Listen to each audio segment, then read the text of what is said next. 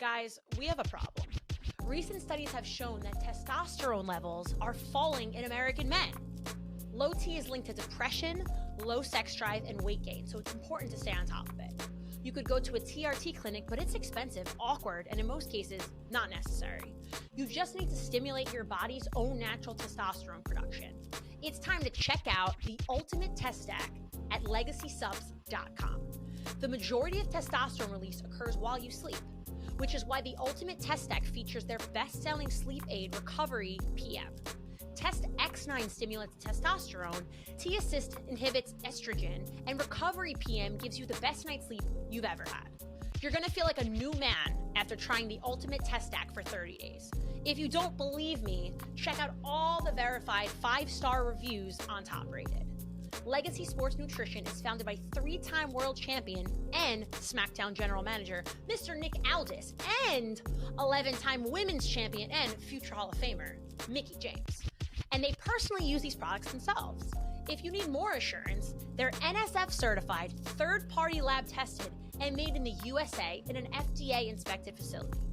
And because you listen to this show, you can save 10% off your order at legacysubs.com now by using Gabby at checkout. That's Gabby.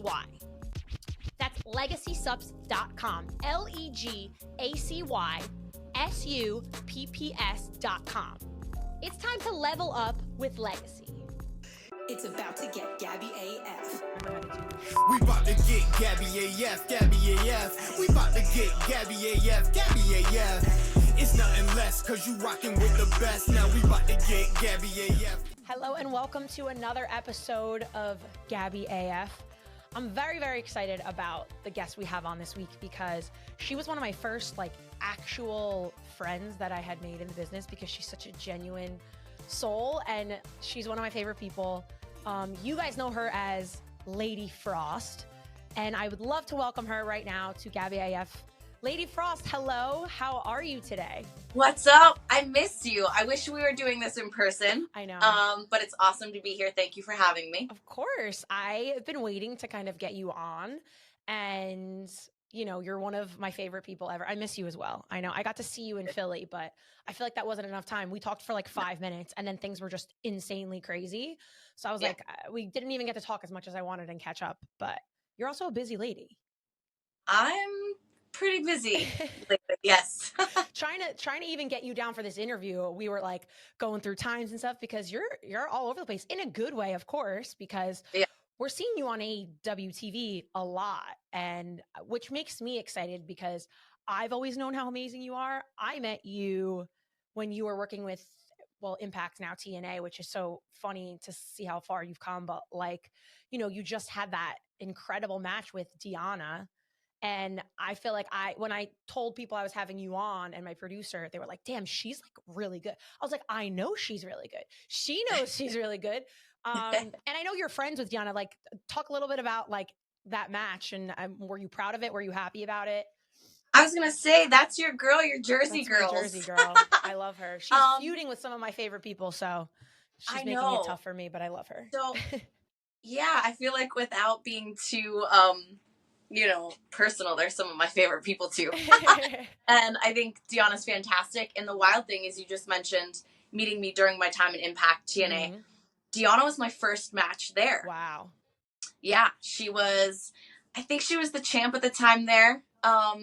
But she was great, obviously, to work there. And I was proud of our match. I think, every match you learn something, you grow. Fans get to see something different. And I think that they've seen me a little more consistently, that they're like, oh, okay. Lady Frost is kind of talented. So I'm like, hey guys, hey, yep. That's nice to see. But yeah, it was a good match, good segment, Rampage after Collision, but hopefully more fans are aware of what I can do. I mean, seriously, you've been at it now. How many years have you been wrestling? So I'll just meet in the middle because technically I have 2 debut dates. Okay. But I'm about 6 years. Wow.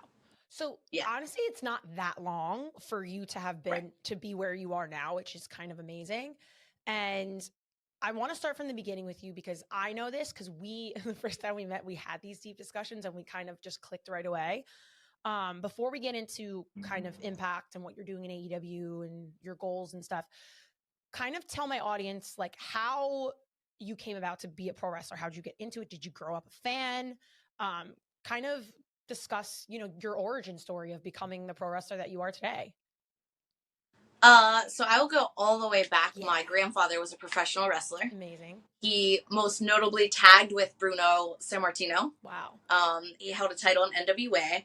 But it was like very hush hush back then. It was like super secret. So I didn't really get to experience a lot when I was real young. I went to like a couple house shows, when they came to Pittsburgh. And then that was it. Like I did my own thing. I was an athlete, a gymnast, fitness instructor, all of that. And then I met my husband. He was a mixed martial artist. He was training for pro wrestling, and he had his first match, and like he applied for a WWE extra loop, and I had just started like managing him, walking him out, valeting, whatever. Like I had no idea about the business, like no freaking idea. And I was like, I'm not filling that out. Like, no. And he's like, just put your name in. So long story short, they accepted us both. We were in Pittsburgh in Ohio, and Monday Night Raw in Ohio, they needed an extra, and they brought me in the ring and they were like testing me out. And I had, like I said, no idea. I didn't have wrestling shoes, gear, anything. They gave me a live promo on television. First time ever, because this was before COVID era, right? Where people were debuting on TV. So I was an unknown, untrained wrestler, cut a promo, had a squash match with Asuka before Mania. Oh my gosh, that's amazing. Yeah, and she was incredible. It was a wild, wild experience. But that was my first match, and I was not a wrestler yet, which is even crazier. That's crazy. Yeah, they probably like hate me for saying this because they're like, God damn it. But yeah, then I finished training.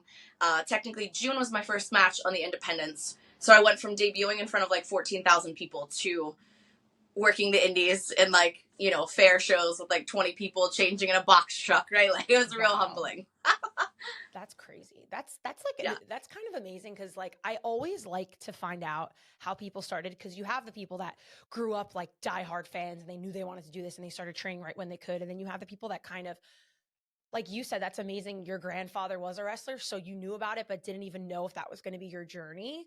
Right. And I know you've had a lot of bumps in the road as well, because we've talked about this, and you've kind of had some time. You told me that you were like, I don't even know if I want to keep doing this, which I think a lot of people have had that moment and have had that time where it's not an easy, business to get into, and you're not going to snap your fingers and be doing your dream. Like that's just not how it works. Right. So take me back to that time when you kind of had that mindset, and then take me into the positives of what changed that for you. Like what was the moment maybe for you where you were like, no, I'm not going to stop and I'm going to keep going because of where you are now. Obviously you're not stopping. So take me back to that. I know it's a little bit painful, but I would love to hear it.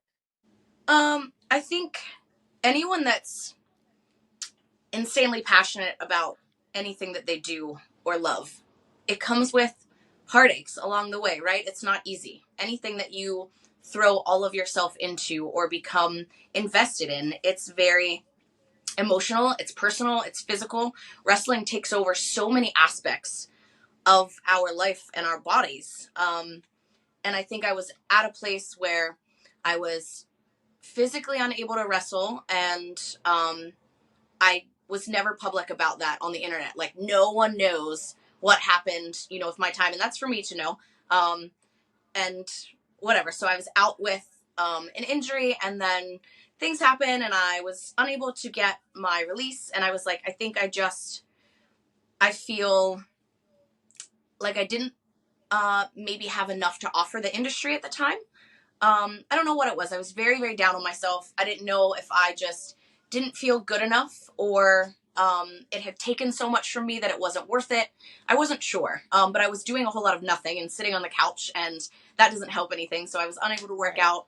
I was just very bummed, and I didn't have, a great support system at the time that, you know, I never really had like cheerleaders that were like, this is what you're meant to do. This is what you're doing. This is how you get in. There was no blueprint, right? I had this crazy like start to the business, and the ups and downs were wild for me. I had great success. I had no success. And I went to the NWA and then Impact within 3 years of wrestling, right? Which is very, very early to be thrust into all of those things. So yeah, I was just very, reluctant to say that I wanted to do this for a living anymore. There was no money, there was no anything. It was not fun, clearly, and it's not supposed to be fun all the time. But I got a call from CMLL, and that's what changed everything. That was one of my bucket list items, and I'll never forget the day before. I told my husband, I was like, I'm done. Like, I'm going to sell my gear. Like, I'm good. And literally the next day I got the phone call, and I was like, what the, you know what I mean? Like, of course, I was like, crazy how things happen. So I literally was like, maybe I'll just quit after Mexico, because I really want to go to Mexico, right? Yeah. And then I went there, and I think a lot had changed about my attitude, because I had more of like, I don't care what you think of me. This is somewhere I want to be, and I'm not trying to be what anyone wanted, right? I'm not trying to lean into anything that I think would get me over, make me money, get me, like, I wanted to wrestle there. That's it. So I went there and I fucking wrestled. And I know I had like dark gear, and I wasn't all like in a cloak. It was a Grand Prix, so we're in different clothes, and it wasn't about a persona, a gimmick, a character. It was just like, they watched me wrestle, and the fans responded, right? And it was the first time I felt like I was wrestling, and there was nothing else, and the fans were cheering. They liked and appreciated what I was doing, and I was like, okay, wow, I do belong here. I can wrestle. I can hang with the best. I couldn't speak Spanish. It's literally fight or flight. Like, you can hang or you can't. They're tough. They're some of the best. There's no talking while you're in there. Your body speaks for you. You just have to work. And it was the first time that I worked, I feel like. And then I did a whole tour. You do five shows in 7 days in 4 different cities. I went back for a second tour. I won a tournament there, and that was it. It was like, all right, I belong here. I'm one of the best. I will keep getting better, but I feel like that moment solidified for me that I have something to offer, and I have a lot to offer.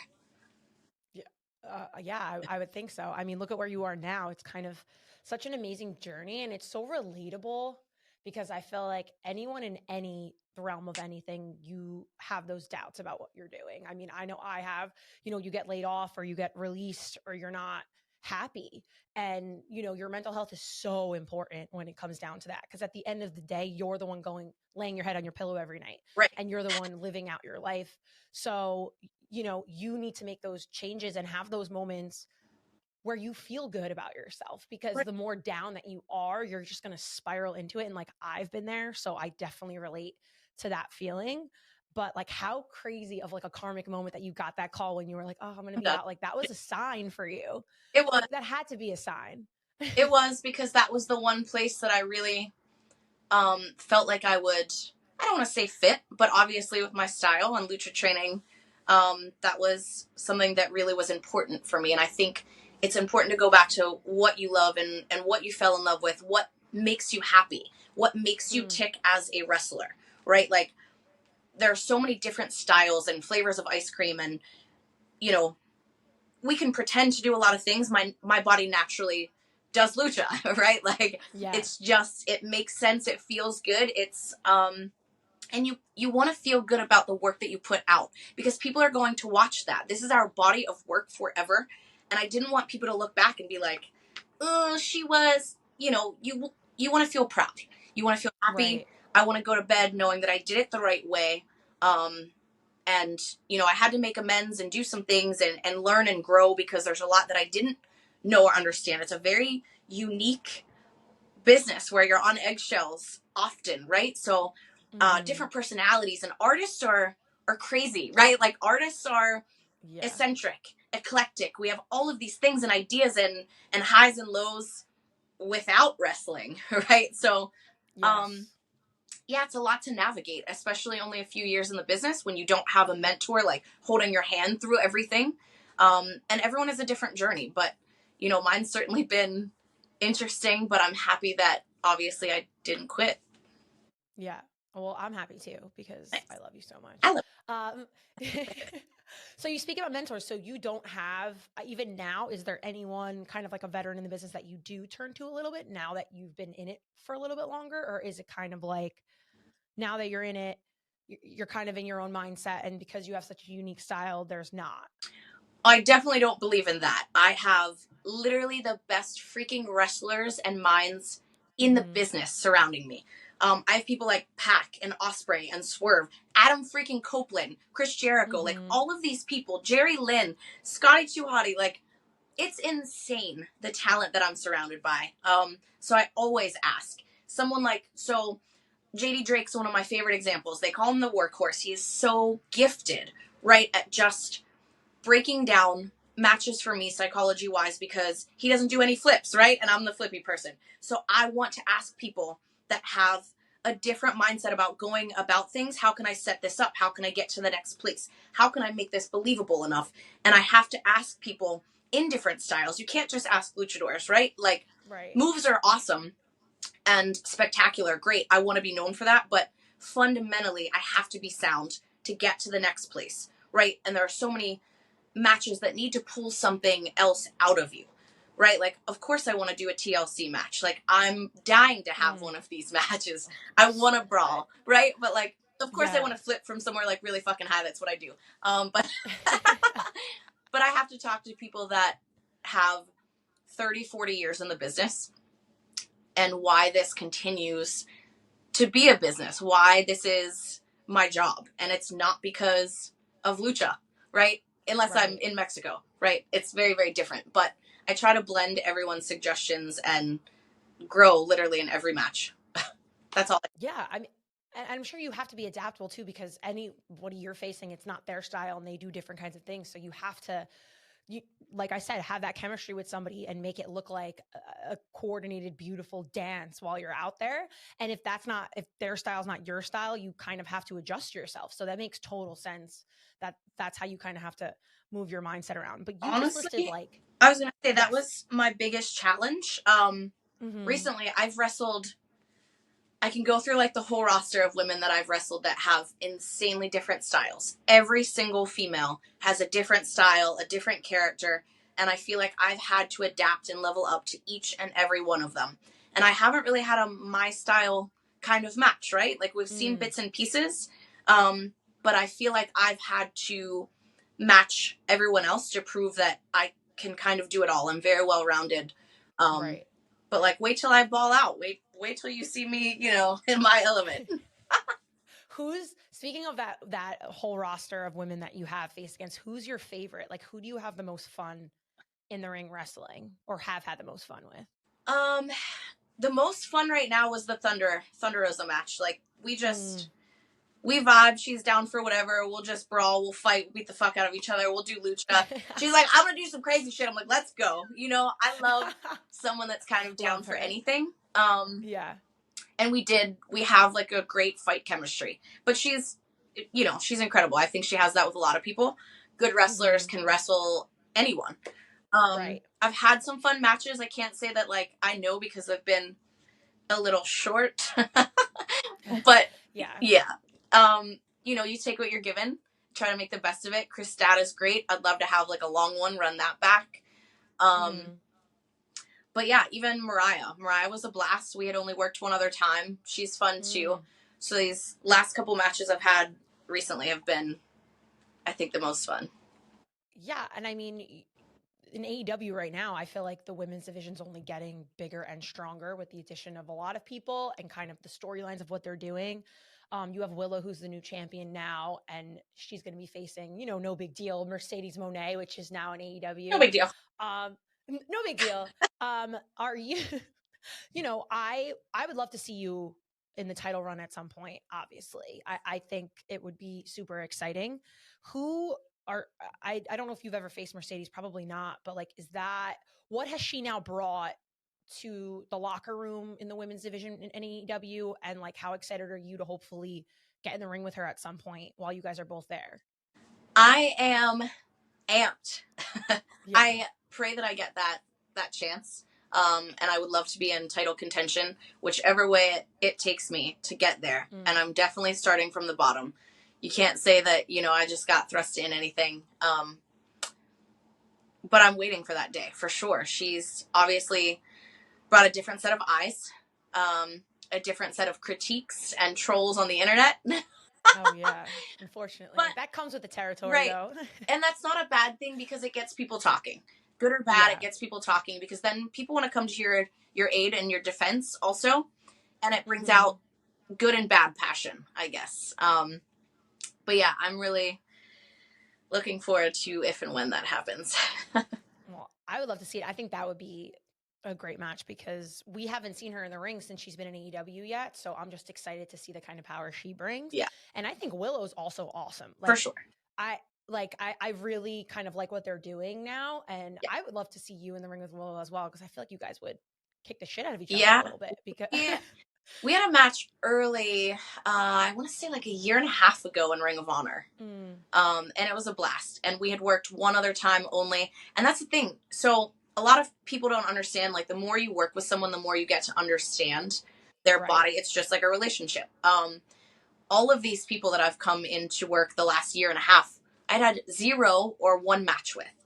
So a lot of people have worked each other over and over and over, right? But I've just had like one-offs with like the whole roster that I had never touched before. And some of these are last minute, right? Like they're just getting the show starting and they're like, okay, who do we have? Who's here? And I feel like I always show up. I'm always ready to do whatever. And that's one thing that just, I want to be that person that's like, whatever you need, right? Because it's gotten me into this position where I think I'm reliable enough to have a match with just about anyone. But it's also like, I've only had 1 match with these people.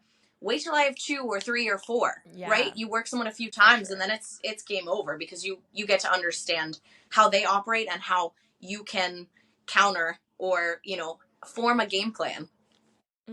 Yeah. I mean, the more you like study someone and the more you're like actually in there with them, you're like, oh, they can kind of do this though. And I can have fun with them doing this. And like, oh, they could take that. Like, it's kind of cool. And you both have to work as a team to make the match look good. Like, it's not one person who wants to look good and the other person trying to make them look like shit, because that doesn't help anybody.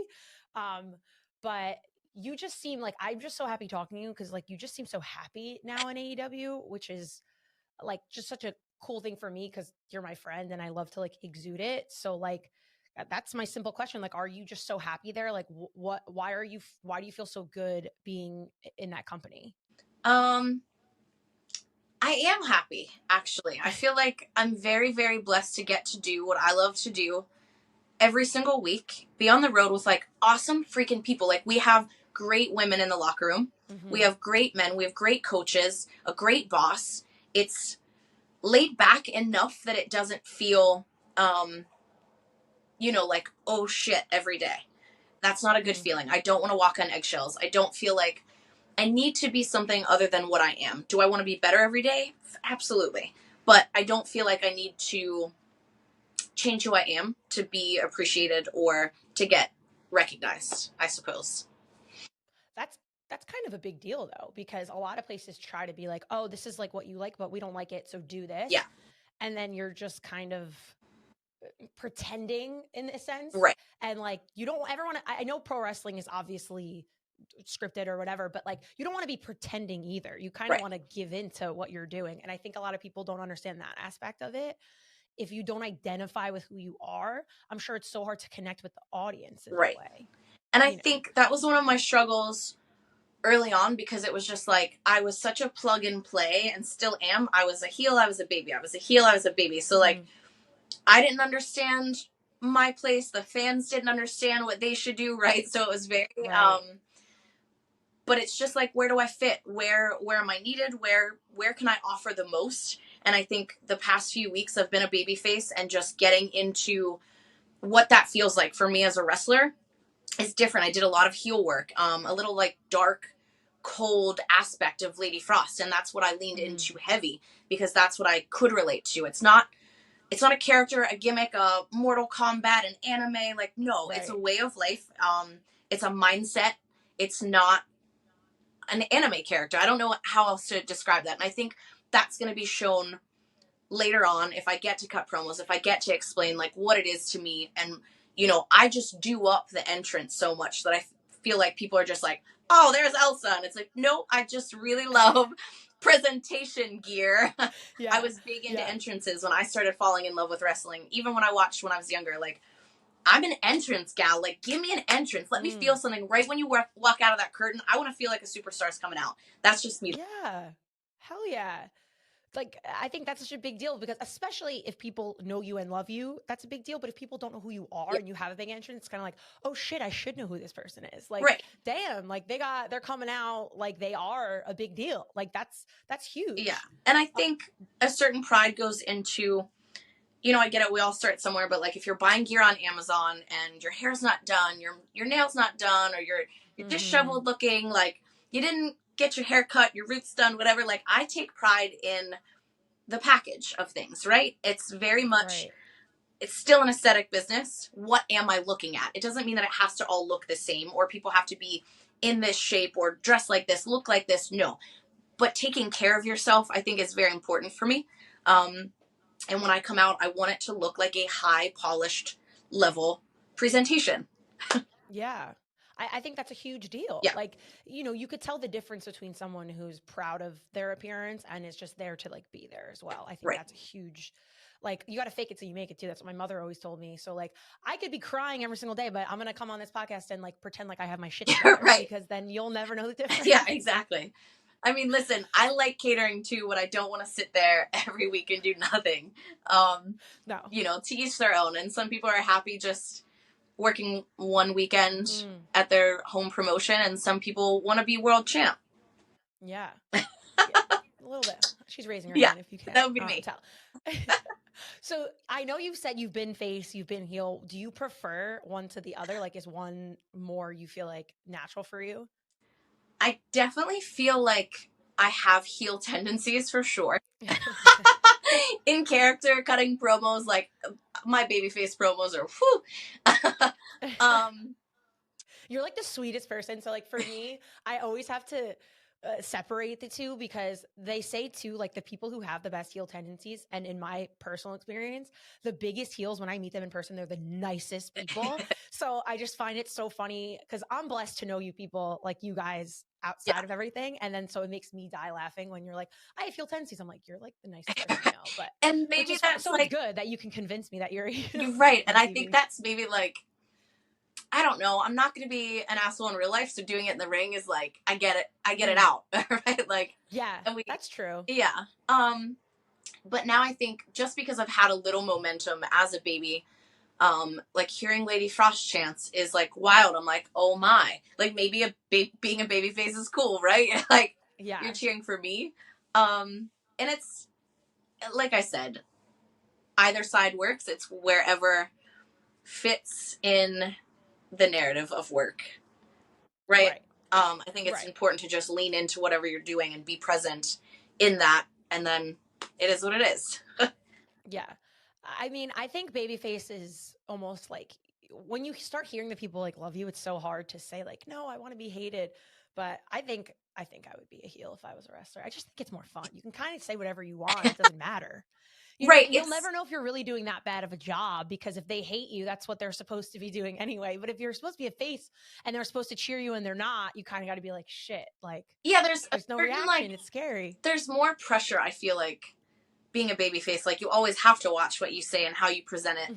And as a heel, you're just like, well, whatever. If they don't like it, then great. Don't like it. Right. Like, right. It's just so. No reaction. That's what I was going for. Yeah. Right. You know what I mean? Oh, you hate it? Perfect. You liked it? Fine. That's fine too, I guess. I don't care. That's so funny. Yeah. I mean, I like you either way, but in real life, you're a true baby face. So that's what everyone should know. Listen, I won't tell anybody, just everybody that listens to my podcast. I hope it's a lot of people, by the way, because I'm so freaking happy for you. And we also, like, you are in the midst of your transition as well. And I know it's complicated. Any big major change is just a lot.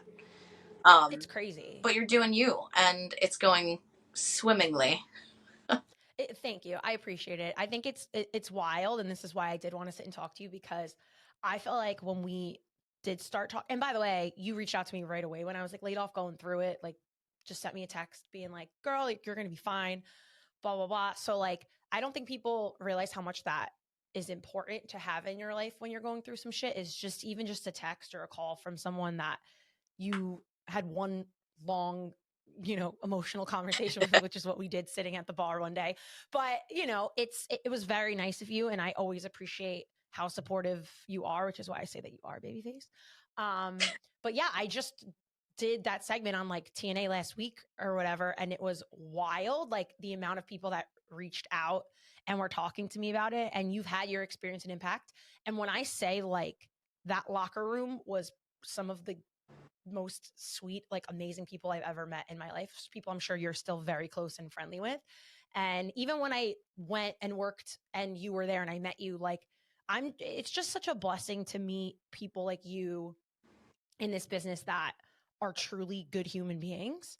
And it's just really cool. And like, that's why I'm so happy for you that I can watch these matches with you and like Deanna, who I know both of you. So I'm sitting there torn because I love you both so much. And I'm like, damn it.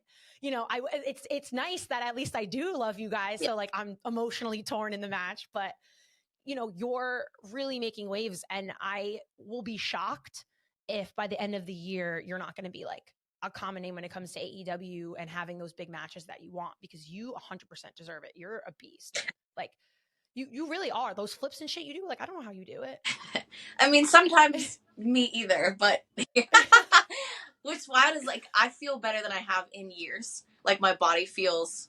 That's great. Yeah, I really do. And I think confidence has a lot to do with that, and belief. And now I have people that I can call and ask for honest opinions. And a lot of times, like, I want you to bury me. I want you to say what I did wrong, the details, like my feet, my body, my face, my arms, like what was weird, right? But I also have people that I respect at a very, very high level that get to say good things. And that helps. That's like, holy shit, this person is saying something positive, right? I also would love people, and, you know, it's weird to like say it out loud. I'd rather have someone say, you're a good person, or you reached out in this time of need, right? Like that's more important than a fucking moonsault. Like they're great, but I made sure I was like, I'm not asking you to come on this podcast. Do I want to? Absolutely. I'd rather have a regular phone call with you about life. But the fact that I'm here doing it anyway is awesome. I was like, I'll know she'll come around. Like she'll run out of awesome people to interview and then call me. You are awesome. No. You're such an ass. But yeah, I think it's good to be somewhere where you're appreciated and you have great people. And like you said, you had an amazing experience. Everyone has different experiences everywhere, right? And there are great people everywhere. There are great wrestlers everywhere. There's no just like superior anything in one aspect. And that's, I think the tribalism's fans are like, well, the best wrestling's here and the best thing is this and the best this is like, it's everywhere. Just enjoy what you have, and you have so much of it, which is even better. And if you really like one person, go follow them everywhere. Right, if I love someone, I'm following them across the world. I did it with my husband. I did it for wrestling. I moved 3 times, sold my house, did all these things. Like, we just love wrestling. So just love it. Shut up and love wrestling. Listen, I preach this all the time. I'm like, it's cool to like something and not like something, but like, why do you have to vocalize the negative so much? Like, you don't have to love everything, but if someone's in the ring and they're working, even if you don't like it, why do you have to hate it so much that you're going to pick up the phone and tweet about it? Like, I just never understand, like, if I dislike something, unless it's like really something that's like super impactful or like offensive to me or inappropriate, like, why would I want that wrestler to feel so bad about themselves that they have to like turn off their Twitter or like mute everybody because maybe they had a shitty match or maybe something happened, and mistakes happen all the fucking time. And this is a job. The thing, people don't understand, like, you do this every week. You don't know what I'm going through with my family right now, what someone's 100%. Body feels like, what someone is mentally going through. Did they have 6 flight delays and literally just put their trunks on and went out to the ring? You have no idea what all of those other outside influences are. It's difficult because you're literally exposed. I say this all the time. We're nude. We're bare. I have no clothes on. I'm vulnerable as hell. We all are. And you're picking apart bodies and hair and matches and all of these things over one spot that got a little clunky or whatever. I mean, it's a difficult place to be that vulnerable and be picked apart nonstop. And you have to find a balance. I don't want negative things to take up real estate in my head. I don't want to feel them. I don't want to see them. I don't want to read them. It's in and out. You process that stuff. And I've had a lot of work on myself and the other thing is we have great therapists at AEW. So you get to sit in like athletic based, conversations, because I think mental health is different for everyone, and athletes have a weird niche of expectations. I'm very much, I need to be really fucking good at everything I do, right? So it adds a different pressure, and you're under the microscope, which that's live TV, baby, and we signed up for it, and I want it. I want to be someone that can be, you know, if things go hairy, I'm the one that you can be like, all right, get on the mic, or go have this match on the fly, right? People wouldn't expect me to have a match on the fly, but if you need something, I want to be able to deliver.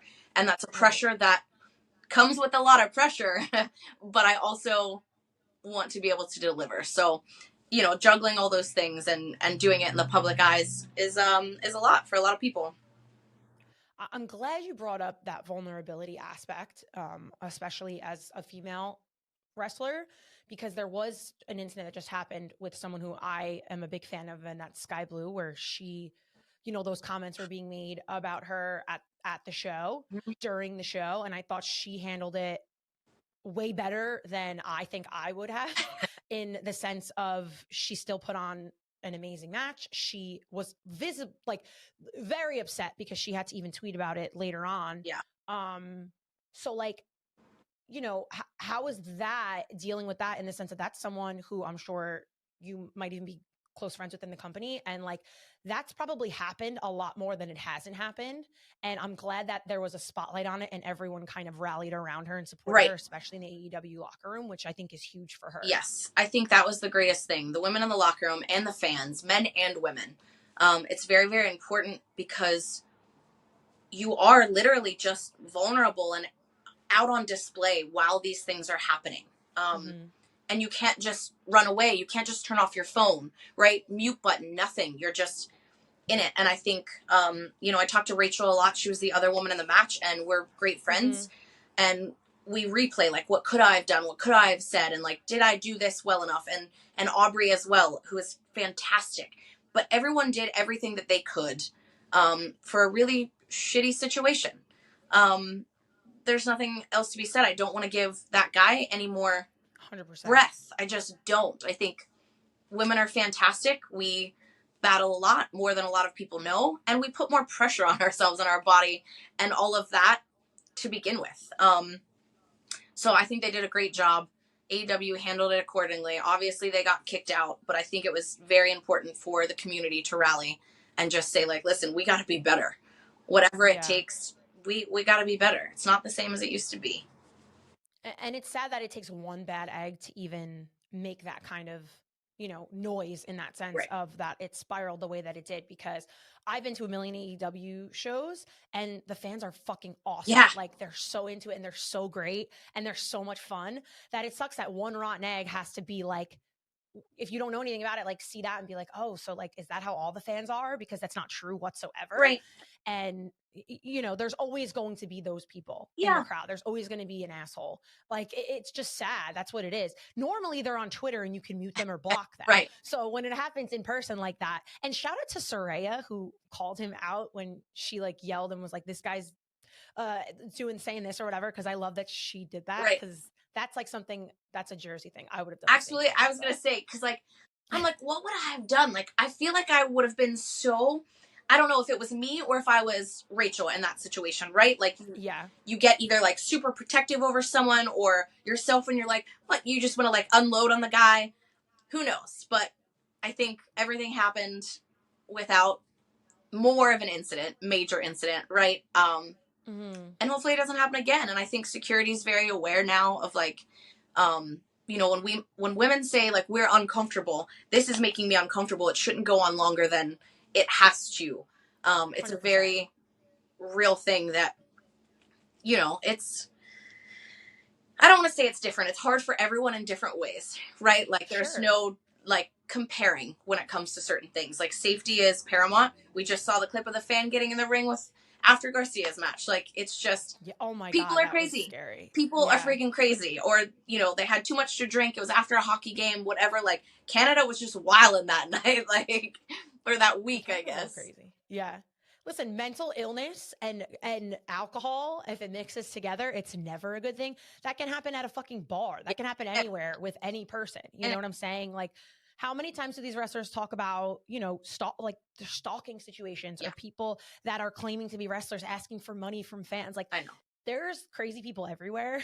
So as long as everyone supports each other and keeps it positive in that sense, I feel like we can really fight against that bullshit if people want to. But I love to see everybody rally around her because she's a young girl. Yes. And that's what people I don't think understand either. This isn't, you know, it's a lot to handle. Yeah. And she's on a major stage and she's doing these things, and experience level in wrestling is very different than experience in real life, right? 100%. Sometimes you get real life emotions and situations that, you know, I have longer amounts of time on the earth than I do, right, with young teenage girls or even young 20-year-olds. And even wrestling experience can't prepare you for certain moments, or it shakes you up at any age or any experience level. But it is important that we rally. That's it. We come together and we support our own, and it is what it is. That's it. Yeah, I love that mindset. And I'm a rallier for you because I love you so much. And I'm going to get on this airplane to go to work and feel great. My head is just... Whew. Yeah, it's going to be bad when I clip everything and make it super negative so people listen to the podcast. No, I'm just kidding. I would never clickbait it. Come on, say something Lady crazy. Frost said. Lady Frost doesn't support women. No, I'm just kidding. Oh my God. I would never say that. Yeah, I was going to say, go back, rewind, delete that sentence. Yeah, exactly. But I always like to end with positivity, obviously. And I ask a lot of the people I interview this because I want you guys to look back on this interview maybe at the end of the year or a year from now and say, like, look how far I've come. Like, what are your goals, your dreams, your aspirations for the year of 2024? I'm going to go big because I usually never do these and I'm super timid and I'm just like, you know, trucking along. I want to go to Wembley. I want the All Elite graphic and I want to be in title contention or a women's champion by the end of the year. Going big, baby. Shit. Yep. Throw it in. And when you are, we're going to replay this part of this podcast and be like, remember when you said that's your goal and now you're there? I love you so much. Thank you for your time today. I know you had to move a lot of stuff around to join me because you are a busy woman. Have fun at work, thinking about how much fun we had together. Yeah. Feel great about yourself because I think you're amazing.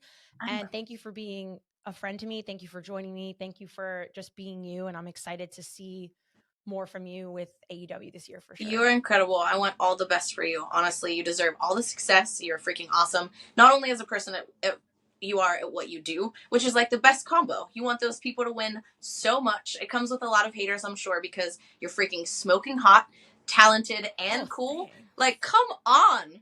The whole package. And single still, by the way. I know. I'm just saying. Listen, you keep that for as long as possible.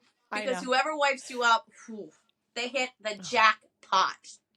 Listen, we'll see. I always say that the guy out there doesn't know yet that he's about to be hit by like a fucking hurricane that is me. So he should take his time now and just enjoy himself because he doesn't even know. Right, because it's over. It's over for him. Oh, all right. Well, I love you. Thank you again. To everyone listening, we will have another Gabby AF next week. So look forward to that. Until then, LYMNB, love you most, no backs.